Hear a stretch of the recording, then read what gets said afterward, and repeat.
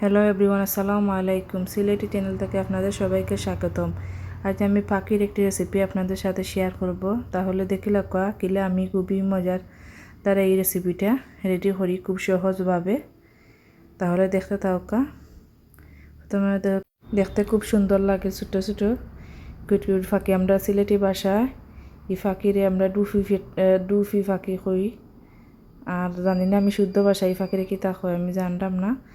দোকা ফাঁকে কিছু সময় ধরে আমি একটু তারা লিয়া খেলা করলাম। আর দোকা জব করার পরে তাদের কি কতটুকু মাংস হয়েছে, এখন আমি মাংসগুলা ফাঁকির মাংসগুলো রানমু। ওদোকা প্রথমে আমি মাটির চুলায় কড়াই বইলাম, এরপরে অল্প পরিমাণে তেল দিলাম। তেল দেওয়ার পরে দোকা আমি কেন রসুনটা আমি ছোটো ছোটো করে দিছি, বাটা রসুন দিছি না, আর পেঁয়াজ কুচি দিছি কারণ আমি খাইটটা দিছি। আর ফাঁকির মাঝে বিশেষ করে যদি রসুন বলাইয়া দেওয়া যায় তাহলে খুব ভালো লাগে। রসুনটা আর ফলি ফলি দিলে ভালো লাগে। আর তো আমি দিলাম আদা বাটা, আদা আমি ফিসা আদা দিছি, আর রসুন আমি খাইটটা দিছি। আপনারাও সেম পজিশনে খাইটটা দিবা। এরপরে দোকা আমার পেঁয়াজগুলো খুব সুন্দরভাবে মজি গেছে। এখন আমি এর মাঝে দিলাম ডালচিনি, এলাচ, তেজপাতা আর পরিমাণ মতো লবণ দিয়ে এখন আমি একটু সুন্দর করে পেঁয়াজের লাগে মিক্স করে দিয়া একটু লাড়া দিয়ে এখন আমি গুঁড়া তো রাখবো কিছু সময় লাগে।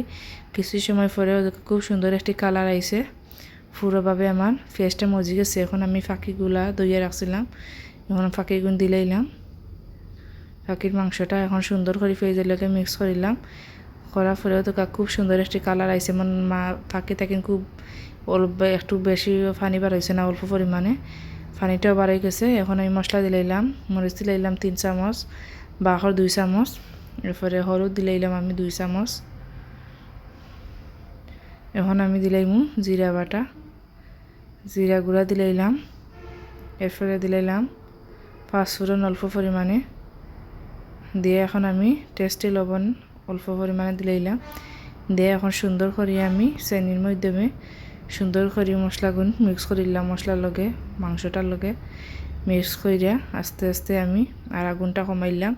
এখন আমি কেন কোনো শিরা দিতাম না, অল্প কিছু সময় লাগে গুঁড়া তো রাখবো। আর এগুন খুবই খেসমা ছোটো কম বয়সী ফাঁকি, ছোটো ছোটো বাচ্চা, এর লাগে বেশি জাল দিলাম না। আমি মশলাটা আগে আমি জাল দেওয়া দিলাম, এখন কত পরিমাণ মতো পানি দিলাম দিয়ে এখন আমি কিছু সময় ধরে জাল দিয়া আমি লামাই লিমু। তো খুব সুন্দরভাবে হয়ে গেল আমার এই রেসিপিটা। তো খুবই দেখতে তেমন লোভনীয় এবং মজাদার এই রেসিপিটা, খাইতেও তেমনি মজাদার।